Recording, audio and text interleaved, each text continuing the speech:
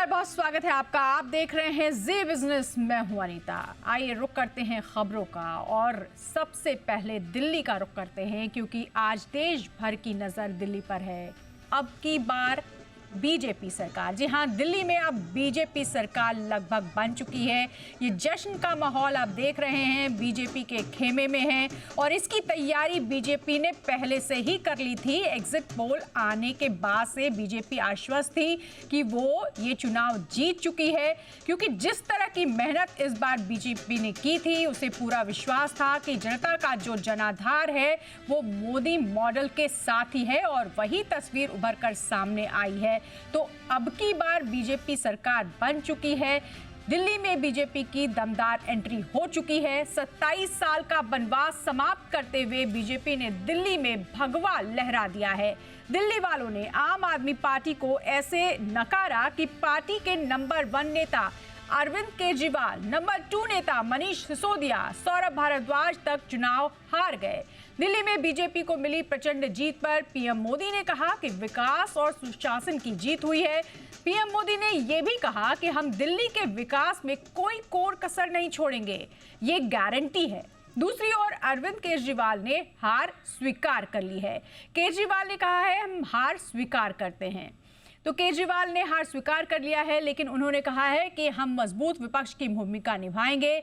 प्रधानमंत्री नरेंद्र मोदी का कहना है कि दिल्ली वालों ने जो उन्हें जनाधार दिया है उसके साथ साथ अब दिल्ली का विकास करना उनकी प्राथमिकता होगी। तस्वीरें लगातार जश्न की आप देख रहे हैं और इस जश्न के साथ साथ एक सवाल उभर कर जो सबसे पहला आता है वो ये है कि दिल्ली की कुर्सी पर अब कौन काबिज होगा। ज्यादा जानकारी के लिए रुक करेंगे हमारे संवाददाता अनुवेश रथ और तरुण शर्मा हमारे साथ जुड़े हैं। तरुण, बीजेपी के खेमे में खुशी की लहर है और उसके साथ ही साथ सबके जहन में, चाहे वो कार्यकर्ता हो, नेता हो, आम जनता हो, दिल्ली की जनता हो, सब यही जानना चाहते हैं कि आखिर दिल्ली की कुर्सी पर सीएम का चेहरा कौन होगा। बिल्कुल अनीता, आपने बिल्कुल सही सवाल किया।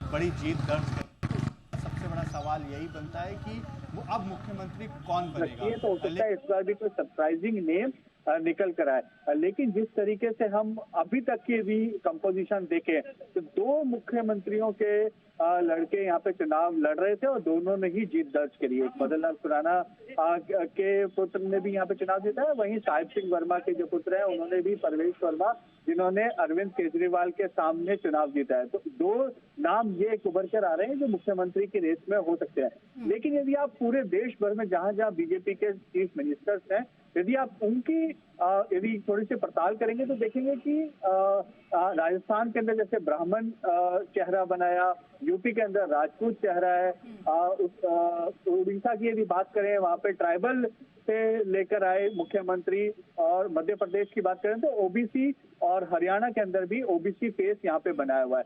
तो हो सकता है यदि आप दिल्ली की कंपोजिशन भी देखें तो पंजाब, हरियाणा, राजस्थान से लगता हुआ राज्य है, और तो हो सकता है कि बीजेपी सरप्राइज करते हुए किसी पंजाबी चेहरे को भी आगे कर सकती है, क्योंकि 2 सरदार भी यहाँ से चुनाव जीते हैं बीजेपी की सीट से।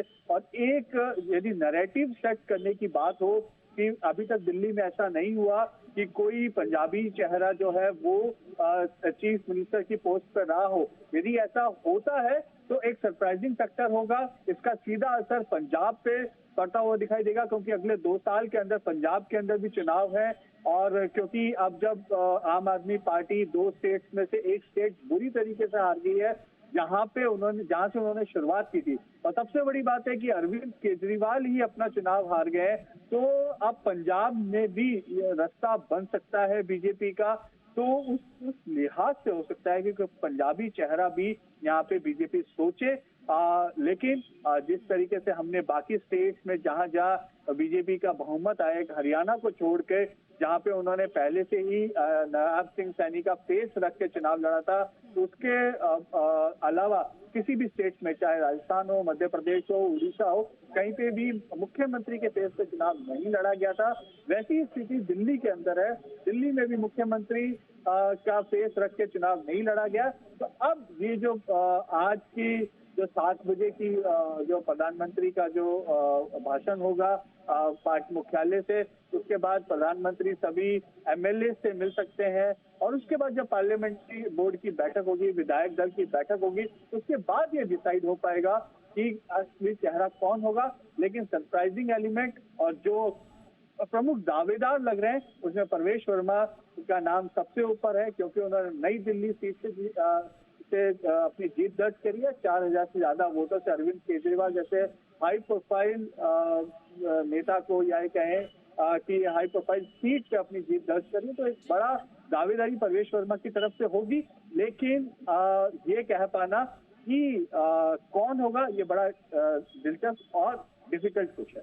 बिल्कुल, इस वक्त मुश्किल लग रहा है कौन होगा। नाम कई हैं, लेकिन जिस तरह से हमारे संवाददाता बता रहे हैं कि बीजेपी सरप्राइजेस देती है, कुछ राज्यों में लगातार इस तरह की तस्वीरें उभर कर आई हैं, तो दिल्ली में भी कुछ ऐसा हो सकता है। और साथ ही साथ भविष्य की तस्वीरों को देख करके ही रणनीति बनाई जाती है, तो इसलिए जो समीकरण बैठेंगे उसी के हिसाब से नाम तय किया जाएगा। तरुण, दिल्ली पर तो हम चर्चा जारी रखेंगे। फिलहाल अगर बात करें मिल्कीपुर की, तो 61,000 वोटों से जीत दर्ज कर बदला ले लिया है बीजेपी ने वहां। बिल्कुल अनीता, आपने बिल्कुल सही कहा कि एक तरीके का रिवेंज इलेक्शन था वो, और एक परसेप्शन वाइज इलेक्शन था कि अयोध्या में राम मंदिर की स्थापना की गई, उसके बावजूद बीजेपी लोकसभा के अंदर अपना चुनाव हार गई। उसके बाद से ही समाजवादी पार्टी ने एक साफ तौर से कहा था कि देखिए राम जी आपसे रूठ गए हैं।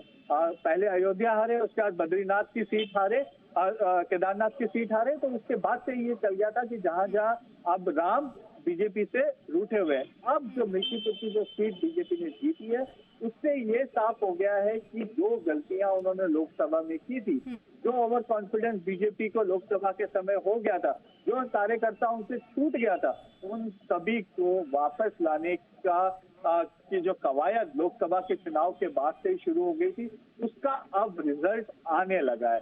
और इसमें एक जो महाकुंभ चल रहा है उसका भी एक असर है, क्योंकि आप ये देखिए कि तकरीबन 10 करोड़ के आसपास लोग अभी तक महाकुंभ में जा चुके हैं। लगता हुआ अयोध्या से लगता हुआ डिस्ट्रिक्ट है, तो उसका असर भी यहाँ देखने को मिल रहा है। एक हिंदूवादी वोट जो बीजेपी का एक कोर वोटर रहा है, वो कहीं ना कहीं वापस आया है, और उसी वजह से इतनी बड़ी जीत आज जो बीजेपी को यहाँ पे देखने को मिल रही है।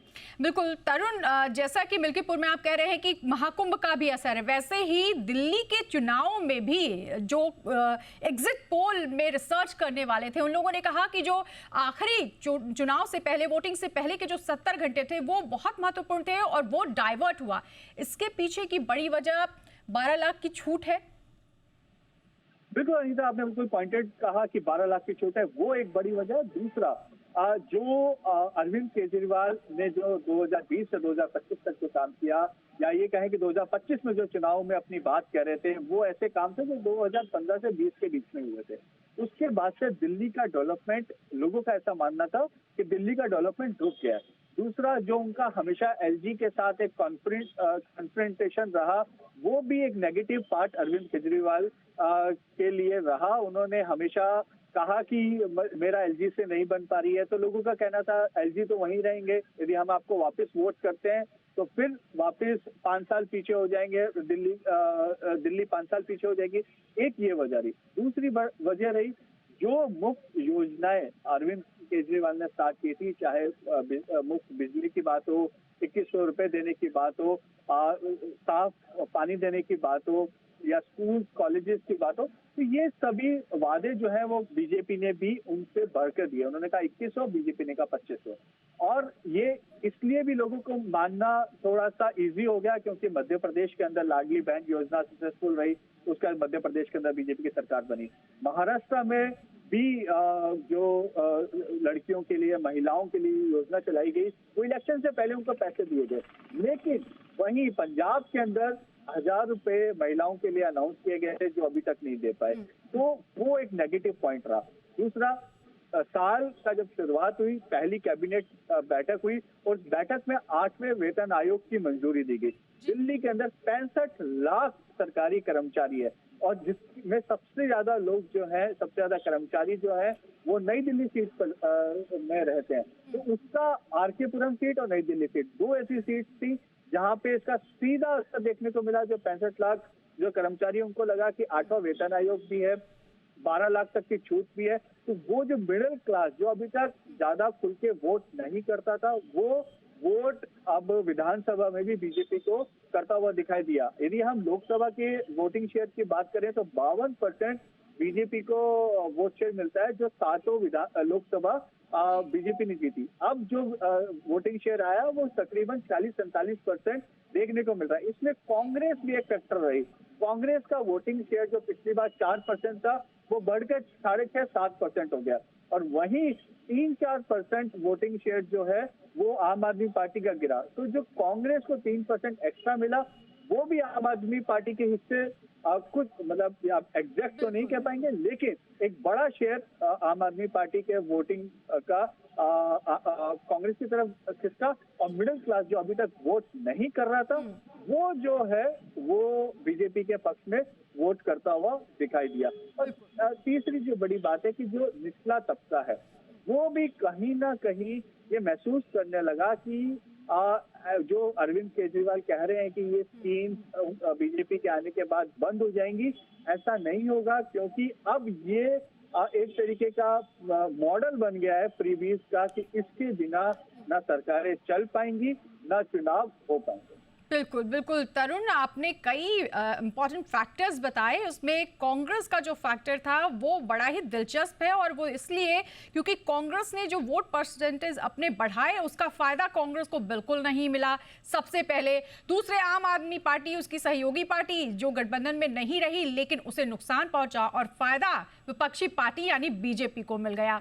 ऐसे में सवाल ये उठता है कि कांग्रेस का भविष्य आखिर क्या होगा। साथ ही साथ अब आम आदमी पार्टी, क्योंकि पार्टी का जो मुखिया है वही पार्टी चुनाव हार चुका है, अनुवेश जानना चाहेंगे कि अब ये जो हार है, इस हार से सबक तो मिली है पार्टी को, लेकिन सवाल भी खड़ा हो गया है, और वो सवाल ये है कि आखिर केजरीवाल का क्या होगा, उनकी पार्टी का क्या होगा, और पार्टी गठबंधन का भविष्य क्या रहेगा। जी देखिए, जिस तरीके से तरुण ने भी कहा था कि पार्टी, जिस तरीके से आम आदमी पार्टी ने जो कांग्रेस का शेयर जो बढ़ा है वो कहीं ना कहीं आम आदमी पार्टी से गया है, और इसी की वजह से कहीं ना कहीं वो फायदा जो है वो बीजेपी को मिला है। तो अगर इस तरीके से बात की जाए, जिस तरीके से केजरीवाल अपनी सीट हार गए, मनीष सिसोदिया अपनी सीट हार गए, इसका कहीं ना कहीं एक बड़ा रीजन कांग्रेस की तरफ जाता है, क्योंकि कांग्रेस ने जो सीट वोट शेयर गेन किया है वो कहीं ना कहीं बीजेपी की तरफ आया है, और उसका फायदा बीजेपी की तरफ से आया है। तो अगर आप देखें तो आम आदमी पार्टी के जो मुखिया हैं वो, उनकी एक तरफ सरकार पंजाब में भी चल रही है, हो सकता है वो आगे चलते हुए गुजरात में जाए, अगला चुनाव एक गुजरात में है, वो अलग अलग राज्यों में अलग चुनावों में जा सकते हैं, क्योंकि पंजाब का इलेक्शन जो है वो 2 साल के बाद है अभी। तो रीसेंट चुनाव जो होंगे वो वहां की तरफ मूव कर सकते हैं, उस चुनावों में वो आम आदमी पार्टी का प्रचार प्रसार कर सकते हैं, लेकिन उससे पहले उनको वो शायद एक कमेटी बनाए जिससे कि वो ये समीक्षा कर सके कि क्या ऐसे कारण रहे जिसके वजह से हम दिल्ली चुनाव हार गए। हो सकता माफ कीजिएगा, हो सकता है उनको हरियाणा चुनाव से एक सीख लेनी चाहिए थी। जिस तरीके से कांग्रेस के लिए ये कहा जा रहा था कि डन डील है हरियाणा जीतना कांग्रेस के लिए, लेकिन कहीं ना कहीं वो वोट का जो फ्रैक्शन एक आम आदमी पार्टी की तरफ आया, जिसके वजह से कहीं ना कहीं जो बीजेपी थी उसको फायदा मिला और कांग्रेस को नहीं मिला, वो वहां से सीख लेनी चाहिए थी। हालांकि आम आदमी पार्टी ने भी वहां से सीख नहीं ली, जिसके वजह से कहीं ना कहीं यहाँ पे दिल्ली में यह हाल देखा जा सकता है आम आदमी पार्टी का, जहां तमाम बड़े चेहरे, आतिशी और गोपाल राय को अगर छोड़ दें तो सारे बड़े चेहरे कहीं ना कहीं फेल होते हुए नजर आए। लेकिन अरविंद केजरीवाल आगे क्या करेंगे? 5 साल देखिए, अब तो बीजेपी सरकार में रहेगी, 5 साल सरकार चलाएगी, तो आम आदमी पार्टी के मुखिया जो है, कन्वीनर, नेशनल कन्वीनर जो है, वो घर तो नहीं बैठेंगे। तो अलग अलग राज्यों में जो चुनाव होंगे, गोवा में वो जा सकते हैं, गुजरात में जा सकते हैं, जहां पे उनका एक ऑलरेडी कार्डर प्रेजेंस है, वहां पे जाते हुए वो काम कर सकते हैं। और इसी के साथ साथ पंजाब की जो पॉलिटिक्स है, जैसे तरुण ने बिल्कुल सही कहा कि पंजाब में उन्होंने जो कहा था कि 1000 रुपए हम महिलाओं को देंगे वो उन्होंने नहीं दी। कहीं ना कहीं क्योंकि दिल्ली पंजाब एक कनेक्टिंग राज्य है तो उसका भी इम्पैक्ट एक कहीं ना कहीं दिल्ली में पड़ा कि भाई 2100 रुपए आम आदमी पार्टी कह तो रही है लेकिन देंगे नहीं देंगे इसका कोई गारंटी नहीं है। तो उसके वजह से कहीं ना कहीं देखे तो अरविंद केजरीवाल को सबसे पहले अभी पंजाब को स्ट्रांग करने की जरूरत है क्योंकि इलेक्शन 2 साल दूर है, लेकिन अपने पंजाब में कैडर स्ट्रांग करने की जरूरत है ताकि पंजाब में वो अपनी सरकार रिपीट कर सके और उसी के साथ साथ अपने गोवा और तमाम जो अलग राज्य हैं वहां पे जाके गुजरात में अपना कैडर स्ट्रांग करेंगे। बिल्कुल, यानी जो वादे किए थे वो वादे पूरे नहीं किए गए, इसी वजह से दिल्ली की जनता जो है वो थम गई और विकास मॉडल को वोट दे दिया है। सवाल ये भी उठता है कि जब दिल्ली की जमीन ही खिसक गई है तो अरविंद केजरीवाल अब जाएंगे तो जाएंगे कहां? चलिए तरुण का रुख करते हैं। तरुण, महाराष्ट्र में एक तस्वीर उभर कर आई थी, गठबंधन में जब सरकार बन रही थी बहुत लंबा समय निकल गया था सरकार के गठन में। बीजेपी दिल्ली में ऐसा कुछ भी नहीं करने वाली है क्योंकि ये प्रचंड जीत है, ये बम्पर जीत है। कितनी जल्दी सरकार का गठन हो सकता है, कितनी जल्दी सभी तमाम चेहरे कैबिनेट के तय हो सकते हैं, मीटिंग का दौर कब शुरू हो सकता है? बिल्कुल अनीता, आपने जो महाराष्ट्र का जिक्र किया, महाराष्ट्र के अंदर 3 अलग अलग पार्टियां थी, गठबंधन के अंदर चुनाव लड़ा गया था, लेकिन यहाँ पे जो एक जेडीयू को छोड़ के कोई ऐसा बड़ा दल नहीं है बीजेपी के साथ जिसके साथ बीजेपी को चर्चा करनी है। महाराष्ट्र के अंदर चीफ मिनिस्टर को बदलना था, कौन डिप्टी चीफ मिनिस्टर बनेगा, पोर्टफोलियोज इस तरीके से एलोकेशन करने थे, इस वजह से वहां पे समय लगा था। लेकिन दिल्ली के अंदर स्थिति अलग है और उम्मीद ये की जा रही है कि अगले 10 से 15 दिन मेरे को लगता है कि ये जो 26 तारीख से पहले, महाशिवरात्रि से पहले, क्योंकि जो बीजेपी के लोग हैं एस्ट्रोलॉजी में विश्वास करते हैं, मैथोलॉजी में विश्वास करते हैं, तो उम्मीद यही है कि 26 तारीख से पहले सरकार का गठन हो जाएगा, सरकार इसमें कामकाज शुरू कर देगी।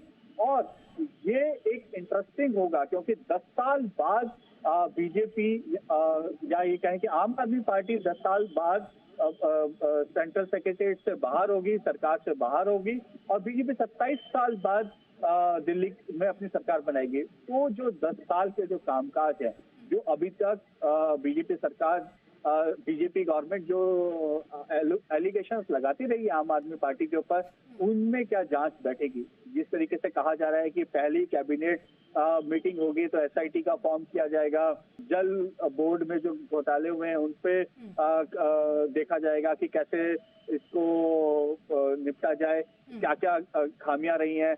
जो लिकर स्कैम था उसमें भी सरकार को मतलब एजेंसीज को बहुत ज्यादा दिल्ली गवर्नमेंट का सपोर्ट नहीं मिला था, वहां पर भी मामले खुल सकते हैं। हेल्थ डिपार्टमेंट के अंदर सीबीआई की ऑलरेडी कंप्लेंट है, वहां पे जो मामले हैं उनको खोला जा सकता है। लेकिन जो सबसे इम्पोर्टेंट है कि अब जो सामंजस्य है सेंट्रल गवर्नमेंट और स्टेट गवर्नमेंट का, उसमें तेजी आएगी। वैसे एक चीज मैं और यहाँ पे अपने दर्शकों को या एक चीज जोड़ना चाहता हूँ कि परसेप्शन वाइज ही दिल्ली में बीजेपी को सरकार बनाना एक फायदेमंद है। अदरवाइज यदि वैसे देखें, लॉ एंड ऑर्डर अभी भी केंद्र सरकार के पास है, दिल्ली पुलिस जो है वो केंद्र सरकार के अधीन काम करती है, एनडीएमसी भी अलग तरीके से काम करती है, सिर्फ एमसीडी का जो पार्ट है वो राज्य सरकार के पास आता है। तो बहुत ज्यादा यदि देखा जाए तो डेवलपमेंट के जो काम है वो सेंट्रल गवर्नमेंट 60-40 का रेशियो है, 60% स्टेट के पास, 40% केंद्र के पास, उसमें तेजी आएगी। और एक जो जिस तरीके से वादे किए गए हैं, क्योंकि जो दिल्ली जो है वो दिल्ली के जो लोग हैं वो यही कह रहे हैं कि पिछले 10 साल से हम वादे ही सुन रहे हैं। अब बीजेपी भी एक वादे कर रही है कि ये इसको एग्जीक्यूट नहीं करती है तो उसका नुकसान बीजेपी को हो सकता है आने वाले चुनाव में देखने को मिले। बिल्कुल तरुण, जो कुछ आपने कहा, दिल्ली की जनता के मानस में भी यही बात थी कि जिन भी राज्यों में डबल इंजन की सरकार है वहां राज्यों का विकास हो रहा है और दिल्ली की जनता को भी विकास ही चाहिए। यही वजह है कि बीजेपी को प्रचंड जीत मिली है। अब सवाल ये उठता है कि बीजेपी, जैसा कि प्रधानमंत्री ने कहा कि उनकी प्राथमिकता दिल्ली का विकास ही होगा और इसी आधार पर काम भी करना होगा, क्योंकि ये जनता है, ये पब्लिक है जो काम नहीं करता है, सिर्फ वादे और दावे करता है, उसे कैसे हराती है ये आज की तस्वीरों में साफ हो गया है। तो फिलहाल ये देखना होगा कि आगे आने वाले दिनों में, जैसा कि हमारे संवाददाता बता रहे थे, क्योंकि सनातन धर्म को बहुत ज़्यादा फॉलो करती है पार्टी बीजेपी और साथ ही हिंदुत्व को मानती है, माइथोलॉजी में विश्वास करती है, शिवरात्रि से पहले सरकार का गठन भी कर दिया जा सकता है और सरकार का कामकाज भी शुरू हो सकता है। बहुत शुक्रिया तरुण इस पूरी जानकारी के लिए, साथ ही अनुवेश आपका भी बहुत शुक्रिया तमाम जानकारी के लिए। और वहीं दिल्ली में बीजेपी की बड़ी जीत पर जी बिजनेस के मैनेजिंग एडिटर अनिल सिंघवी ने कहा कि बीजेपी की इस जीत से मार्केट में पॉजिटिव संकेत देखने को मिलेगा। वहीं निफ्टी में 100 अंकों की तेजी की भी संभावना उन्होंने जताई है।